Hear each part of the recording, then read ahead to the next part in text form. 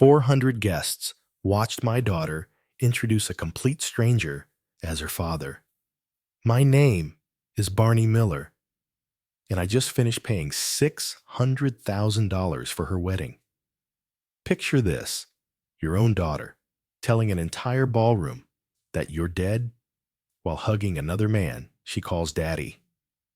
Meanwhile, every vendor, every flower arrangement, every piece of crystal was funded by the bank account of the dead father sitting alone at table 20. But here's what Emily didn't know. When she erased me from her story, every contract had my signature. Every payment came from my company. And I was holding the final check for $400,000 that would keep her perfect reception running. 25 years of raising her, 7 months of planning her dream wedding, one moment of complete betrayal that changed everything. What happened next shocked even me.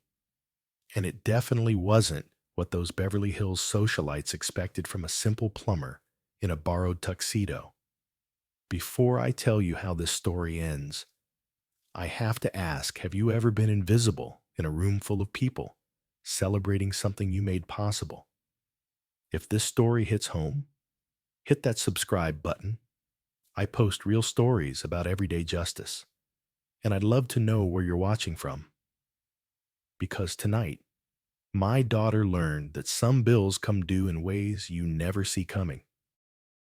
The Willowbrook Manor in Beverly Hills, California, Saturday, June 22nd, 2024, 4:30 in the afternoon. I pulled my 2020 Chevy Silverado into the valet line behind a parade of Lamborghinis and Teslas. The valet kid couldn't have been more than 20. Looked at my truck like I'd brought a dead fish to dinner. But he took my keys anyway. Professional courtesy, I guess. My rental tuxedo from Men's Warehouse felt like a costume. $99 for the day. Meanwhile, every other man here wore suits that cost more than most people's monthly rent. I could tell by the way the fabric moved. You don't build a business for 29 years without learning the difference between quality and pretense. But they had no idea who was really paying for their champagne. Inside, crystal chandeliers worth $30,000 each cast light over 400 of California's finest. The guest list read like a who's who of old money. Families whose names appeared on hospital wings and university buildings. And there was Emily, my daughter, floating through the crowd in her $35,000 Monique Lhuillier gown. She saw me enter. Our eyes met across the room. She looked away. A wedding planner with a clipboard and a headset approached me. You must be. She checked her list. Table 20. Table 20. By the kitchen door, where the catering staff rushed back and forth with trays, where the sound system had a slight buzz, where families seat the relatives they have to invite but don't want to explain. That's me, I said. And Emily was at table 1, center of the room, spotlight position, with her new family, the Vanderbilts. Alexander Vanderbilt III was her husband-to-be. Alexander Vanderbilt Sr. owned half the commercial real estate in Los Angeles County. They had money that was old when my grandfather was still farming in Texas. I took my seat and watched my daughter work the room. She moved differently now, practiced, like she'd been born to this. When guests asked about her family, she'd point toward table 1 and smile. My father's right over there, she'd say, gesturing toward a distinguished man in his 60s with silver hair and a custom tuxedo. Robert Kensington. I'd never seen him before in my life. Meanwhile, my table filled with plus ones and distant cousins. Nice people. But not the kind who get mentioned in the California society pages. We made small talk about the weather and the beautiful venue. Nobody asked what I did for work. Probably for the best. 25 years of raising that girl. 25 years of scraped knees and bedtime stories and dance recitals. I'd missed exactly 3 of her birthdays, all because of emergency calls. Burst pipes, Don't wait for convenient times. But I always made it up to her. Always. I paid for her private school when her grades suffered in public. $15,000 a year for Westwood Academy. I paid for her college. Stanford, no less. $70,000 a year for 4 years. I paid for her apartment in San Francisco when she couldn't find work after graduation. $3,500 a month for 2 years. And now I was paying for this wedding. Every detail, the venue rental, $200,000, the catering, $90,000, the flowers, $30,000, the string quartet from the Los Angeles Philharmonic, $18,000, the photographer, $14,000, the 7-tier cake, $9,000. But Emily had made one crucial mistake in her eagerness to fit in with Beverly Hills society. She'd forgotten to read the fine print on her dream wedding. The cocktail hour stretched on, and the distance between my table and hers felt like miles. I watched Emily pose for photos with the Vanderbilts, playing the role of the grateful daughter they'd saved from obscurity. Every smile was a knife twist. If I stayed silent tonight, I'd lose more than money. I'd lose my self-respect. Let me tell you what 29 years of building Miller Plumbing and real estate management really meant. Started in 1995 with a used van and a toolbox. Worked 16-hour days, 7 days a week for the first 5 years. Lived on peanut butter sandwiches and determination. But I didn't just fix pipes. I paid attention. I listened when customers talked about their problems. I learned that the lawyer with the leaking faucet was selling his building. I bought it, fixed it up myself, rented it out, bought another, then another. 25 locations now. Miller Plumbing and Real Estate Management. We handle everything from residential service calls to commercial building management. Last year's revenue, $9.5 million. Net worth certified by my CPA. Same figure. Emily knew none of this. In her mind, I was still the guy who came home with dirty hands and grease under his fingernails.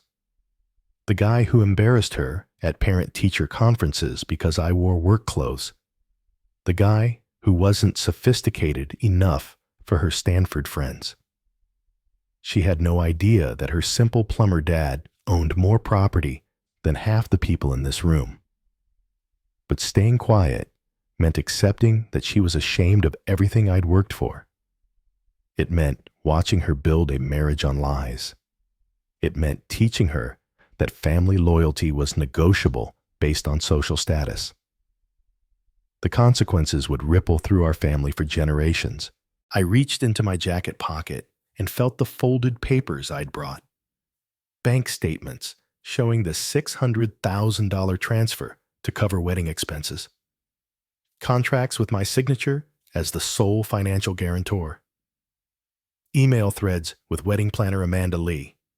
25 messages over 4 months. All addressed to Mr. Miller and copied to Emily. She'd been copied on every email. She knew exactly who was paying for this fairy tale.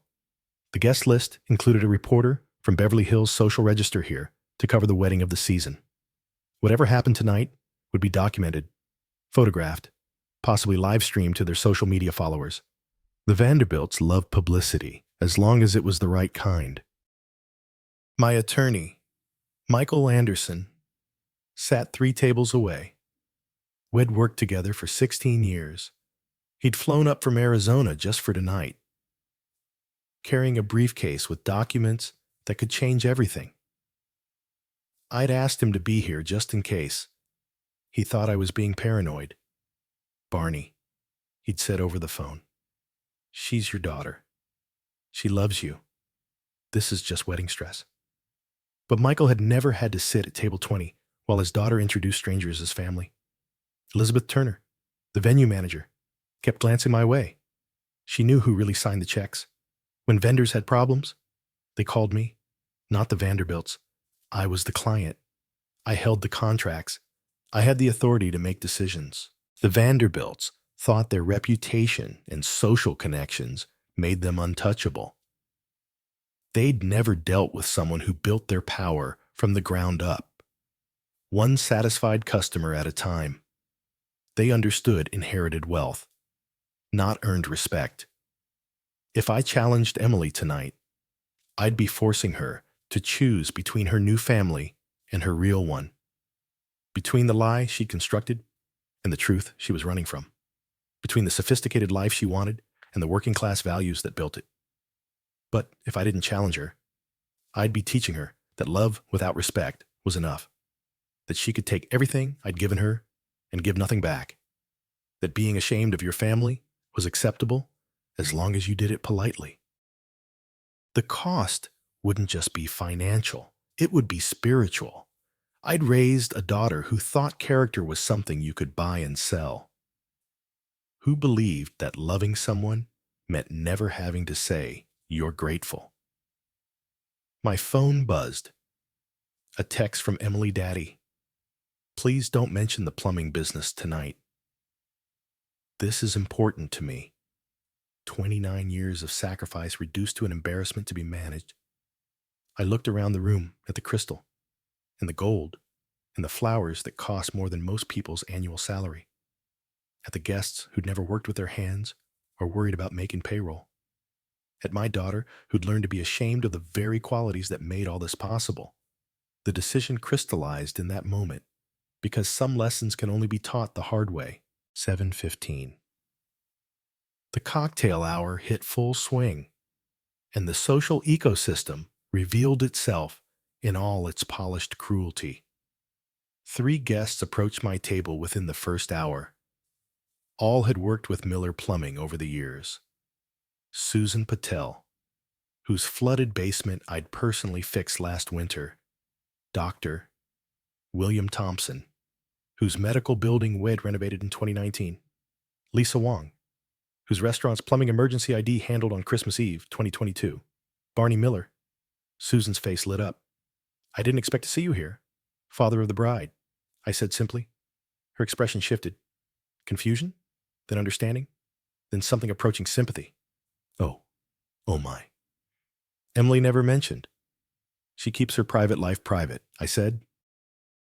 But Susan's voice had carried.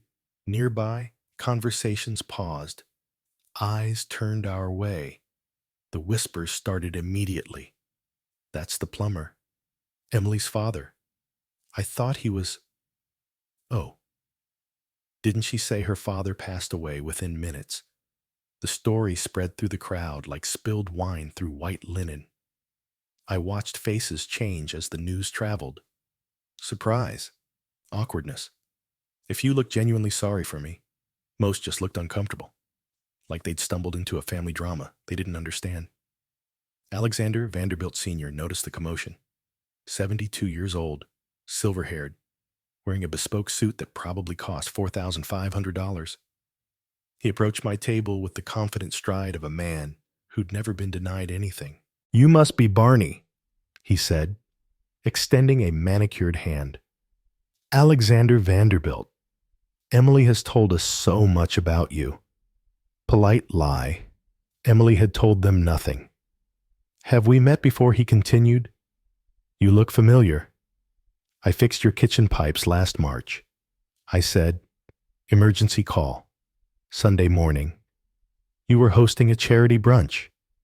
His smile flickered just for a second, then returned, more forced this time. Yes. Well, you do excellent work. Thank you. Emily is fortunate to have such a practical father. Practical, not successful, not accomplished. Practical, like a tool you keep in the garage."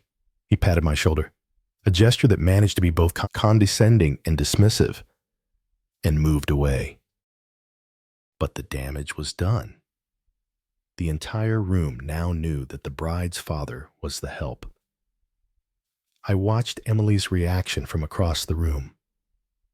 She'd seen the conversation, seen the whispers. Her face flushed red, then went pale. She said something sharp to Alexander III, who immediately looked in my direction. Not friendly curiosity assessment, like he was calculating whether I posed a threat to his perfect evening. The string quartet played Pachelbel's canon. Servers circulated with champagne that cost more per bottle than most people spent on groceries in a month. The flowers, white orchids flown in from Hawaii, filled the air with expensive perfume. But the mood had shifted. What started as elegant anticipation now carried an undercurrent of tension. Guests kept glancing between my corner table and Emily's center stage position. The math didn't add up, and everyone knew it. Elizabeth Turner, the venue manager, appeared at my elbow. "Mr. Miller, is everything all right, professional concern?" She'd been dealing with me for months during the planning process. She knew which signature appeared on the contracts. "Everything's perfect. Elizabeth, if you need anything at all, please let me know immediately." She emphasized immediately in a way that suggested she understood the delicate dynamics at play. Elizabeth had worked events for Beverly Hills society long enough to recognize when social hierarchies were about to collapse. Alexander III made his way over to me. 28 years old, Harvard MBA, trust fund baby who'd never earned a callus in his life. His handshake was weak, the grip of someone who'd never held anything heavier than a golf club. "Sir," he said, "I want to thank you for raising such an incredible woman. She is incredible." I agreed. "Emily mentioned that you've had some challenges over the years." "Challenges? Like working for a living was a character flaw?" "We all have challenges," I said. "And of course. But I want you to know that she'll never have to worry about money again. The Vanderbilt family takes care of our own. Our own. Like Emily had been adopted out of poverty instead of choosing to abandon her family." "That's generous of you," I said. "Family is everything to us. Blood or otherwise. Blood or otherwise." The insult was subtle but unmistakable. Emily might carry their name now, but she'd never really be one of them. She'd always be the girl they rescued from working-class obscurity.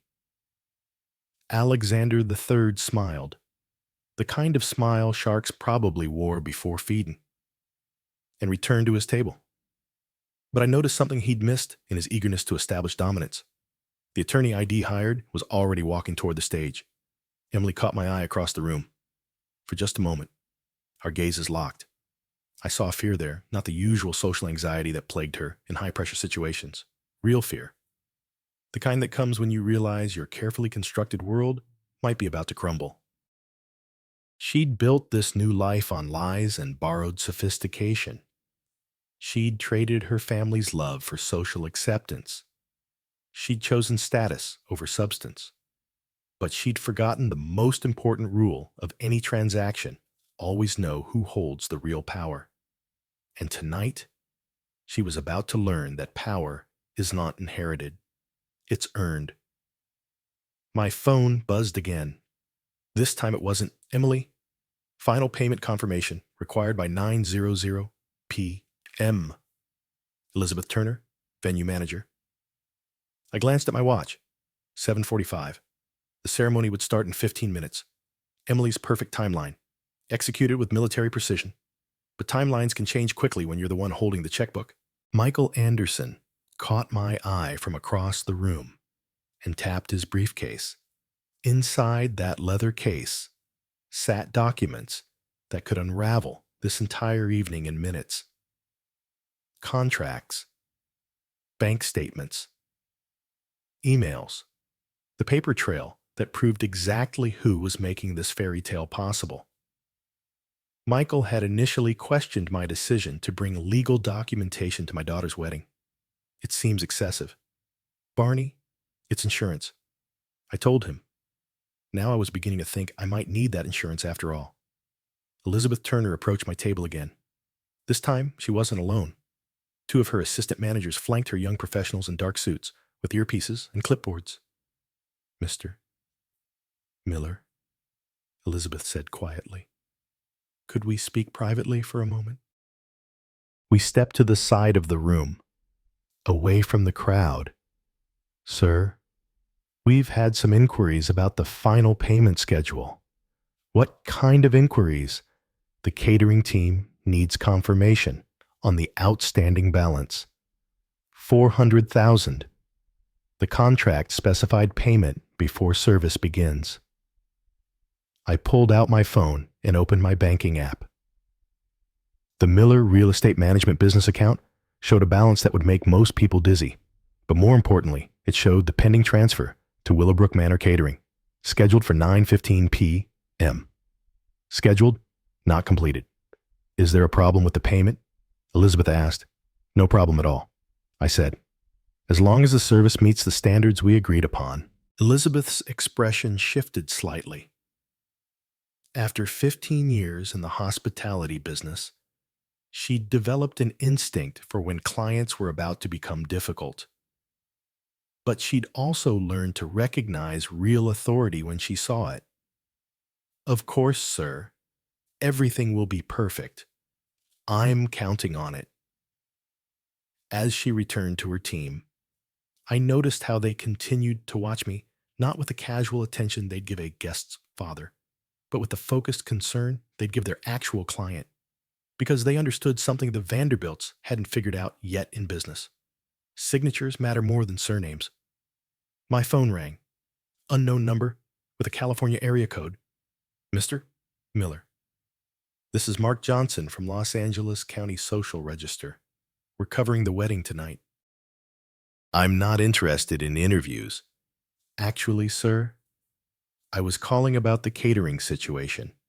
I understand there's been some confusion about the payment structure. Word traveled fast in small communities. Someone had talked. No confusion, I said. Everything's exactly as it should be. Will the reception proceed as scheduled? Interesting question. Mark Johnson wasn't calling about social coverage. He was calling because someone had tipped him off that tonight's wedding of the season might not go according to plan. You'll have to wait and see, I said, and hung up. Alexander Vanderbilt Sr. was holding court near the bar, regaling guests with stories about his latest yacht purchase. $2.5 million for something he'd use 6 weekends a year? But he was careful to speak loudly enough that everyone could hear about his casual relationship with money. Old money loves an audience almost as much as it loves itself. But old money also makes assumptions. They assume that because they've always had wealth, they understand how wealth works. They assume that social connections are the same as business relationships. They assume that a working-class man in a borrowed tuxedo poses no real threat to their carefully ordered world. Tonight, they were about to learn the difference between having money and controlling it. The ceremony was about to begin. Emily's moment of triumph, the culmination of months of planning and a lifetime of social climbing. But every perfect moment depends on someone keeping the lights on. And I was the one holding the switch. 8:45 p.m. Dinner service was in full swing, and the mood had shifted from cocktail tension to celebration. The ceremony had been flawless. Emily radiant in her Monique Lhuillier gown. Alexander III playing his part with practiced perfection. Even I had to admit they looked good together. But the real test was about to begin. Alexander Vanderbilt Sr. stood to give his toast. The room quieted as 400 guests turned their attention to the head table. Crystal glasses caught the light from those $30,000 chandeliers. The moment felt suspended. Perfect. Like a photograph from a society magazine. Friends, family, and honored guests. Alexander Sr. began, his voice carrying the authority of old money and older privilege. Tonight, we celebrate not just the union of two young people, but the joining of two families. Polite applause, knowing smiles. Everyone understood their role in this performance. Emily, he continued, turning toward my daughter, you have brought such joy to our family. Your grace, your intelligence, your character, these are the qualities that make us proud to call you our daughter. Our daughter. The phrase hit like a physical blow. But I especially want to thank the man who raised you to be the remarkable woman you are today. Alexander Sr. raised his glass and looked directly at Robert Kensington, the distinguished stranger sitting at the head table. To Emily's father, a man who embodies everything we admire about integrity and dignity. The room erupted in applause. 400 people rose to their feet. Glasses raised toward a man who had never changed my daughter's diaper, never stayed up all night when she had a fever, never sacrificed a single thing for her happiness. Emily beamed, her smile radiant and grateful. She raised her own glass toward Kensington, mouthing, "I love you, Daddy, for all to see." 25 years of fatherhood raced with a single toast. But Alexander Sr. wasn't finished. Emily often tells us how fortunate she is to have been raised by such a principled man, how his guidance shaped her into someone who understands the importance of family, loyalty, and doing what's right. His voice carried across the room with perfect projection in a world where so many young people lack proper role models.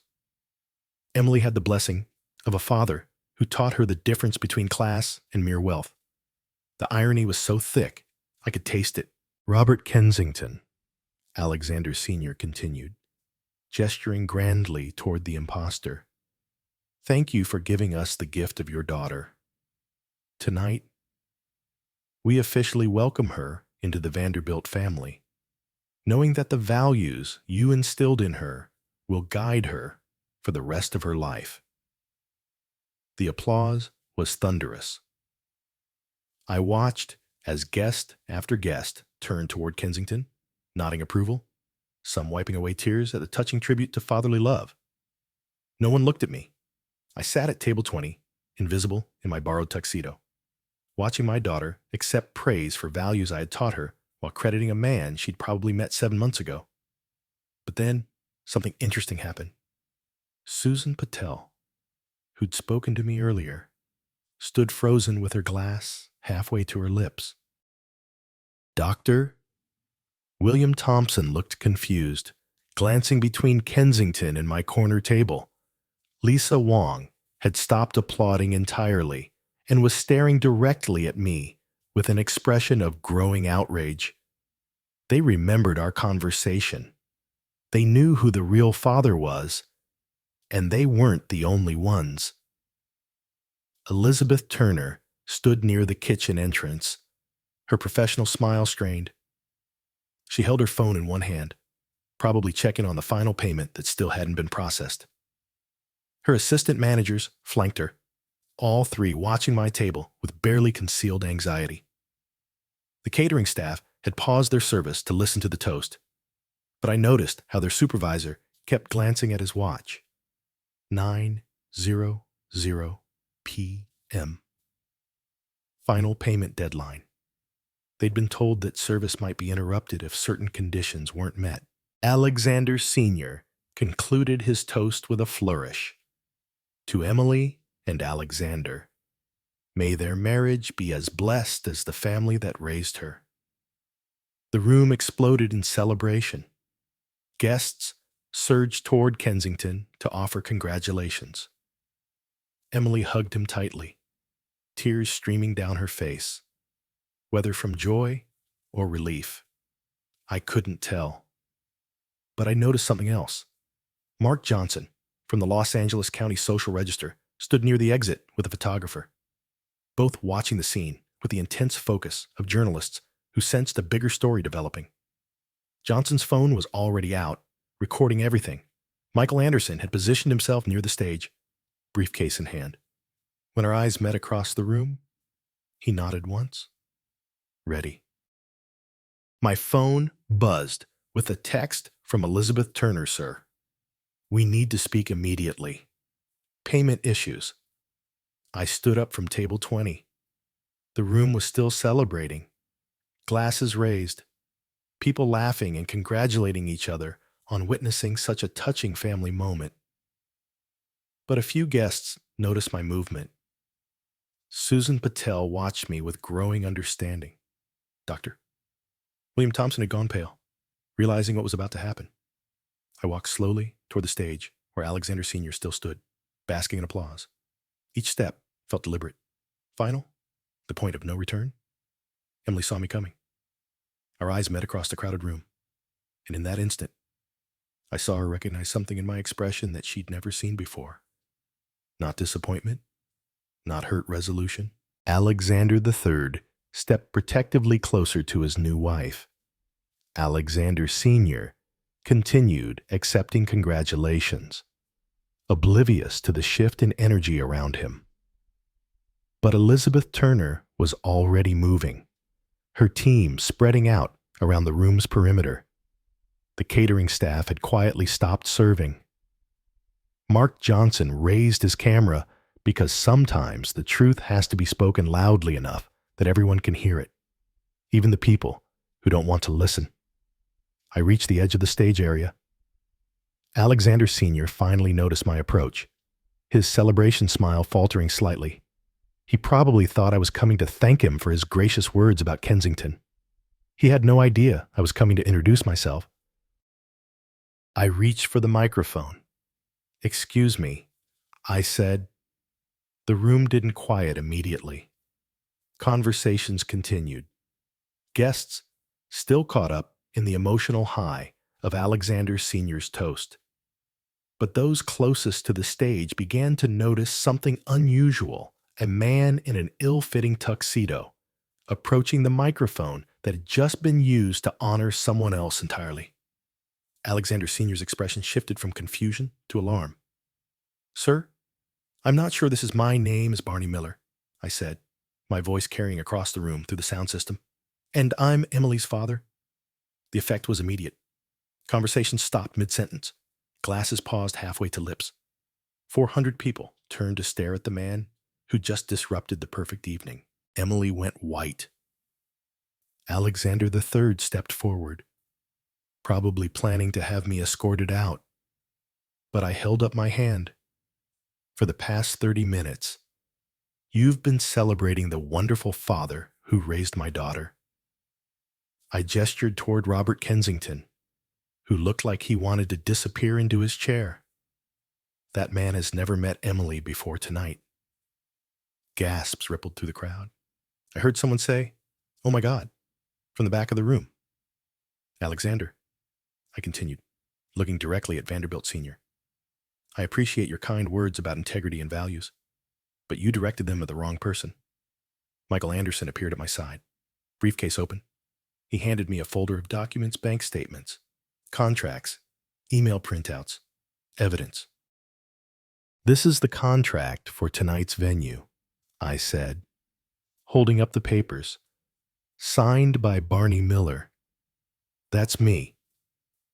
This is the catering agreement for $90,000. Also signed by Barney Miller.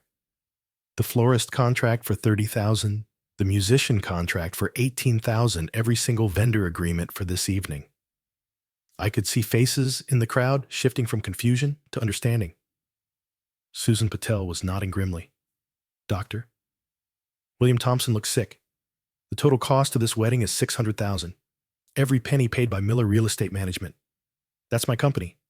Emily found her voice. "Daddy, please don't what I asked." My tone's still calm, but carrying more edge now. "Don't tell the truth. Don't embarrass you. Don't exist." Alexander Sr. stepped forward. "Now see here, I can't pay for my daughter's wedding, because that's exactly what I did."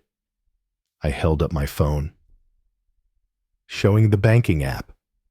"This is the business account for Miller Real Estate Management. Current balance, $13.5 million. Tonight's wedding expenses transferred in full." The room was dead silent now. Even the catering staff had stopped moving. "Miller Real Estate Management," I continued, "is a company I built over 29 years. We started with residential plumbing and grew into commercial property management. 25 locations, $9.5 million in annual revenue. Not bad for a simple plumber." Elizabeth Turner approached the stage, flanked by her assistant managers. "Mr. Miller," she said loud enough for everyone to hear, "we need to discuss the final payment authorization." Perfect timing. Of course. Elizabeth, you need the final 400,000 before you can complete tonight's service. Alexander Sr. looked confused. What final payment? Everything was arranged. Everything was arranged by me, I said. Through my attorney, my accountant, and my business manager, the Vanderbilt family has no financial involvement in tonight's celebration. I turned back to the crowd, many of whom were now pulling out their phones to record what was clearly becoming the most dramatic moment in Beverly Hills social history. For 7 months, Emily asked me not to mention my work at wedding events. She was embarrassed that her father was just a plumber. She wanted to fit in with her new family's social circle. I understood that. I wanted her to be happy. Emily's tears were flowing freely now, but not tears of joy. But tonight, she went one step further. She told you all that her father was dead. She introduced a complete stranger as the man who raised her. She erased 25 years of our relationship to maintain her social status. The crowd was restless now. Whispered conversations, shocked expressions, phones recording everything. Alexander, I said, addressing Vanderbilt Sr. directly, you spoke beautifully about family loyalty and doing what's right. You praised the values that shaped Emily into the woman she is today, but you gave credit to the wrong man. I held up a printed email thread. These are communications between Emily and wedding planner Amanda Lee. 25 emails over 4 months. Emily was copied on every message. She knew exactly who was funding her dream wedding. Mark Johnson from the Social Register was recording everything, his photographer capturing the stunned expressions around the room. So now we come to the final payment, I said, addressing Elizabeth Turner, but speaking loudly enough for everyone to hear. 400,000 to complete tonight's service. I reached into my jacket pocket and pulled out a folded check, the final payment Elizabeth needed. The check that would keep the reception running smoothly. The room held its breath. Elizabeth, as the client whose signature appears on every contract, I have a question. Does this venue provide service to people who are ashamed of their families? Elizabeth looked trapped. Sir, because I'm not interested in funding a celebration of my own humiliation. I looked at the check in my hands. 400,000, made out to Willowbrook Manor Catering. Signed and ready. Then I tore it in half. The sound of ripping paper carried across the silent room like a gunshot. The contracts are void, I announced. No final payment means no continued service. I believe that's standard hospitality industry practice. Emily screamed, not a cry of surprise. A full-throated scream of panic and rage. You can't do this, she shouted. This is my wedding. Yes, I said calmly. It was. The silence lasted exactly 3 seconds. Then chaos erupted. Emily launched herself toward the stage, her $35,000 gown trailing behind her like a silk accusation. Daddy, you can't please. There has to be another way. But there wasn't another way. That's what she'd never understood about business. When you make certain choices, you eliminate certain options. When you burn bridges, you can't walk back across them. Alexander III grabbed my arm. You're insane. You can't destroy my wife's wedding over some petty grudge. It's not a grudge, I said, shaking off his grip. It's a lesson in consequences. Elizabeth Turner was already on her radio, speaking rapid-fire instructions to her team. Attention all stations. Service suspension in effect immediately. Secure all payments. Contact vendor supervisors. The catering staff began clearing tables with professional efficiency. Servers collected wine glasses from startled guests. The string quartet stopped mid-piece, instruments lowering in confusion. Alexander Sr.'s face had gone purple. This is outrageous. He'll have you arrested. He'll sue you for everything you're worth. On what grounds Michael Anderson stepped forward, briefcase still open. My client fulfilled his contractual obligations. He paid $300,000 upfront. The final payment was contingent on satisfactory service completion. Service was satisfactory. Was it? I asked, because part of the service I paid for was treating my family with respect. That didn't happen. Doctor? William Thompson approached the stage, his face grim. Barney, I owe you an apology. I should have said something earlier. No apology needed. William, you're not responsible for my daughter's choices. But other guests were reacting differently. I could hear fragments of heated conversations. Despicable behavior. How could she do that to her own father? The Vanderbilts should have known. 600,000 Mark Johnson from the Social Register was interviewing guests, his photographer capturing every moment of the collapse. This wouldn't just be local gossip. It would be documented, published, permanent. Emily collapsed into a chair, her perfect wedding dress pooling around her like spilled champagne. 25 years, she sobbed. You're throwing away 25 years over one night. I'm not throwing anything away. I said, you already did that when you told 400 people I was dead. The venue was emptying rapidly now.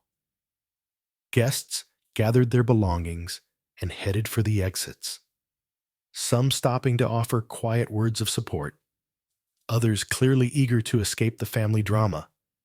The old money crowd particularly seemed uncomfortable with such raw displays of emotion. Alexander Vanderbilt Sr. made one final attempt at control. Miller, let's be reasonable. Name your price, whatever you want. Money, property, business connections. We can work this out. You think this is about money? Everything's about money. That's where you're wrong. I folded the torn check pieces and put them in my pocket. This is about something you can't buy. Respect. Elizabeth Turner approached me one last time. Mr. Miller, for the record, your account shows the venue rental and initial catering payments were processed successfully.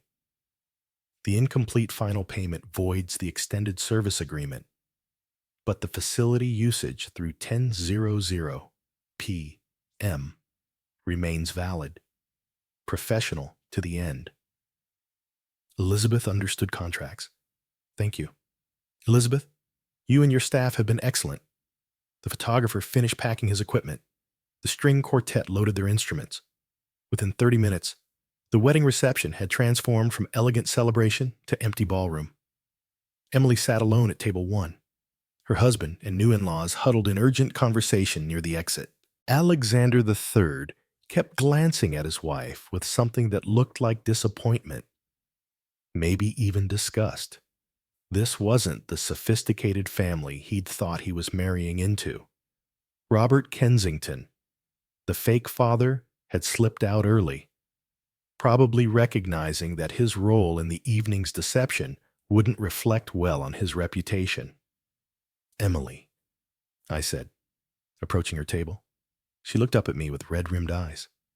Are you happy now you've ruined everything? I didn't ruin anything, I said quietly. I just stopped paying for it. She wiped her nose with a cloth napkin that probably cost more than most people's dinner. 29 years building your precious business, and you destroy it all in one night. My business will be fine. It's built on real relationships with real people who value honest work. But your marriage? I glanced toward the Vanderbilts, who were still in heated discussion. That might be a different story. Alexander III was gesturing angrily at his father, his voice carrying across the now empty ballroom. You said you'd handled the financial arrangements. You said everything was covered. We assumed Alexander Sr. began. You assumed wrong. Alexander III snapped. Do you have any idea how this looks? My wife's father just publicly humiliated our entire family? Emily flinched at the word humiliated. The Social Register reporter got everything. Alexander III continued. Photos, quotes, financial details.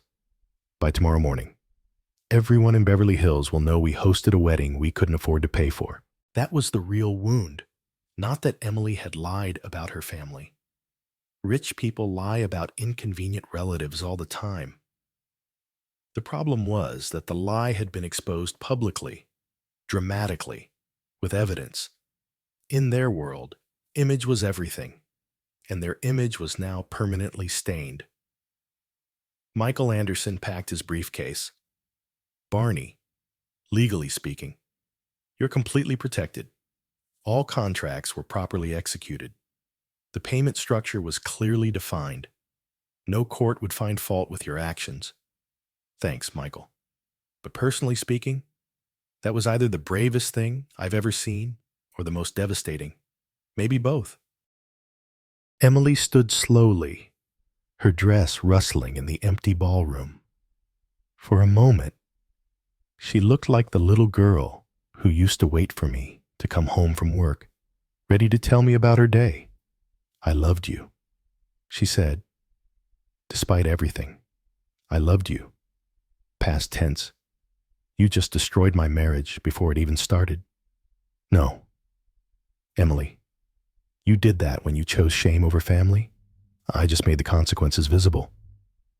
The Vanderbilts finished their conference and approached us. Alexander III's face was cold, calculating. The romantic groom had been replaced by a businessman, assessing losses.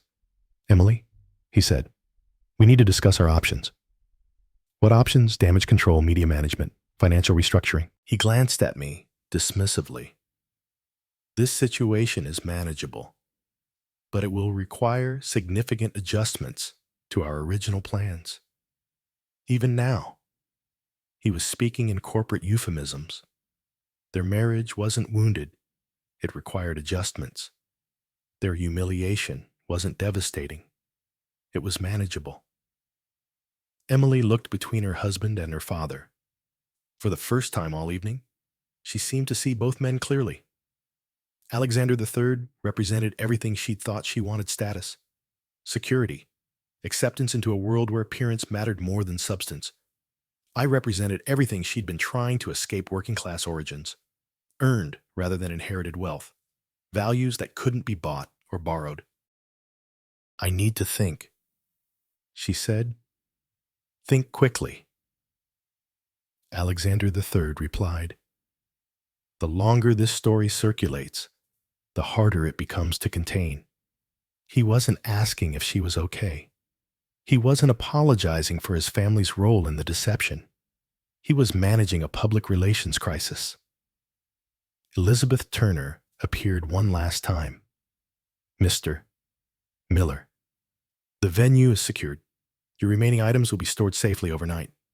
Thank you, Elizabeth, for what it's worth, she said quietly. In 20 years of managing events, I've never seen someone handle dignity under pressure quite like you did tonight. As we prepared to leave, Emily called out one last time. Daddy, will you ever forgive me? I stopped at the ballroom entrance and looked back at my daughter, standing alone in her wedding dress amid the empty tables and cold chandeliers. Emily, forgiveness isn't something you ask for once and receive forever. It's something you earn every day through your choices. What does that mean? It means the next move is yours. The story broke in the Los Angeles County Social Register Sunday morning. Mark Johnson's article ran with the headline, Wedding of the Season Ends in Financial Drama as Bride's Father Cancels Payment. The piece included photos from the reception, quotes from unnamed guests, and a detailed breakdown of the evening's costs. By noon, it had been shared across every social media platform in California. By evening, it had gone national. Emily called me at 7:00 a.m., her voice hoarse from crying. It's everywhere. Daddy, everyone's talking about it. What are people saying? Some are calling you a hero. Others are saying you're vindictive and cruel. She paused. The Vanderbilts aren't talking to me. What about Alexander Hess evaluating our situation? His words, evaluating, like she was a business investment that had suddenly become risky. Emily, What did you expect? You built your marriage on lies. Lies have consequences. I know that now. By Monday morning, the financial implications became clear. The Willowbrook Manor was pursuing the Vanderbilt family for the unpaid balance. Vendors who had extended credit, based on the family's reputation, were demanding immediate payment. The wedding industry gossip network had spread the story to every planner, caterer, and venue manager in the tri-state area. Alexander Vanderbilt Sr. called me directly Tuesday afternoon. Miller, we need to settle this like gentlemen. I thought we already did. This publicity is damaging both our families. My business relationships are suffering. My son's marriage is under strain. That's unfortunate. I'm prepared to offer compensation for the financial inconvenience you experienced. He still didn't understand. After everything that had happened, he thought this was about money. Alexander, you can't buy your way out of this. Your family participated in erasing me from my daughter's life. Money won't fix that. Then, what do you want? I want Emily to decide who she really is. And I want you to stay out of that decision. The social consequences rippled through Beverly Hills society like aftershocks from an earthquake. The Vanderbilts found themselves disinvited from several upcoming events. Their charity board positions were quietly restructured. The family patriarch's reputation for shrewd business dealings was tainted by his failure to understand the basic terms of his son's wedding. But the most significant consequence was within Emily's marriage itself. Alexander III, it turned out, had married Emily partly because his family viewed her as a project, a beautiful girl from modest circumstances who could be molded into a proper society wife. The discovery that her circumstances weren't modest at all, and that she'd been willing to lie about her family to gain acceptance, undermined everything he thought he knew about her. Susan Patel stopped by my office Thursday morning. Barney, I owe you an apology. When I saw you at that wedding, I should have spoken up immediately. You don't owe me anything. Susan? Yes, I do. We all do. Everyone who worked with you over the years, who knew what kind of man you were, and who stayed silent while they tried to erase you. She wasn't the only one. Doctor. William Thompson sent a letter. Lisa Wong called personally. Customers who had heard the story reached out to express support. The working class community that had always known my worth was rallying around the principle I'd defended. But the most interesting response came from unexpected sources. 3 business owners contacted Miller Real Estate Management about potential partnerships. A commercial real estate developer wanted to discuss joint ventures. A regional bank requested a meeting about expanding our property management services. The publicity that was supposed to embarrass me had actually enhanced my professional reputation. In the business world, standing up for your principles, even at significant personal cost, was seen as a strength, not a weakness. Emily and Alexander III attended marriage counseling for 2 weeks before he filed for annulment. His grounds were fraudulent misrepresentation of family background and financial status, legal documents that would become part of the public record. Ensuring that Emily's deception followed her forever, she moved back to her San Francisco apartment, the one I'd been paying for throughout her marriage. For the first time in months, she was truly alone with the consequences of her choices. Friday evening, she called again. The annulment papers came through today. I'm sorry to hear that. Are you really? I never wanted your marriage to fail. I wanted it to be built on truth. Well, now I have nothing.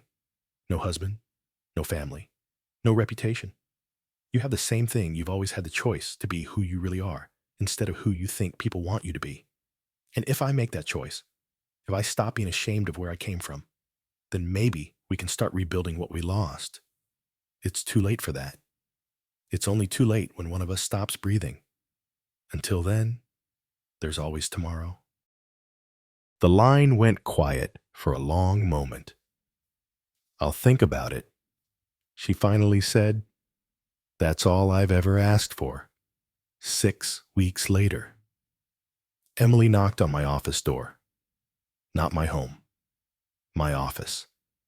Miller Real Estate Management, Building Suite 101, the headquarters of the business empire she'd been too ashamed to acknowledge. She looked different, simpler. Her hair was pulled back in a practical ponytail instead of an elaborate updo. She wore jeans and a sweater instead of designer clothes. Most importantly, her expression had changed. The artificial sophistication was gone, replaced by something I hadn't seen in years, genuine uncertainty. Hi. Daddy? Hello? Emily? Can we talk? I gestured to the chair across from my desk. The same desk where I'd planned her wedding payments 7 months earlier. The same chair where she'd sat as a teenager, complaining about homework while I finished paperwork. How are you doing? I asked. Honestly, terrible. The annulment made the papers. I lost my job at the gallery, too much negative publicity. Most of my friends from the Vanderbilt circle won't return my calls. I'm sorry to hear that, but also relieved. Do you know how exhausting it is to pretend to be someone else every day? To monitor every word, every gesture, every opinion to make sure it fits the image you're supposed to project. I waited. She needed to say this in her own words at her own pace. I've been thinking about what you said, about earning forgiveness through daily choices. She looked around my office, taking in the awards on the walls, the photos of completed projects, the evidence of 3 decades of honest work. I want to make different choices now. What kind of choices? I want to work real work, not managing social events or picking out flowers for charity galas. I want to learn the business that built everything I took for granted. I studied her face, looking for signs of performance or manipulation.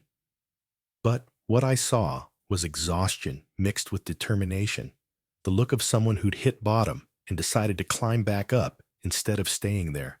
The business isn't glamorous. Emily, it's early mornings and difficult customers and problems that don't have elegant solutions. I know. I've been reading about property management, about commercial leasing, about building maintenance. I'm not asking for a handout. I'm asking for a chance to prove I can contribute something real. What about your trust fund, lifestyle, your San Francisco apartment? I gave up the apartment. I'm staying at an extended stay hotel until I can afford something modest. She managed a weak smile. Turns out, when your father cuts off your funding and your husband annuls your marriage, you learn about budgets pretty quickly. For the first time in months, I felt something I'd thought was permanently lost pride in my daughter. There's a junior position open in our residential services division, customer service, some basic project coordination. It pays $40,000 a year. That's more than I've ever earned in my life. It's also more than most people your age earn without experience. But you'd be starting at the bottom, reporting to managers who are younger than you, dealing with customers who might recognize you from the newspaper coverage. I understand. Do you? Because this isn't about redemption or making up for past mistakes. This is about whether you genuinely want to build something worthwhile or whether you're just looking for another form of security.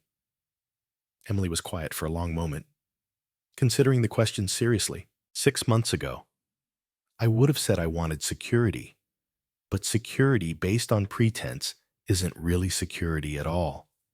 It's just delayed disappointment. She met my eyes directly. I want to build something real, even if it's small, even if it takes years. The job starts Monday, 8:00 a.m. Dress code is business casual, not country club casual.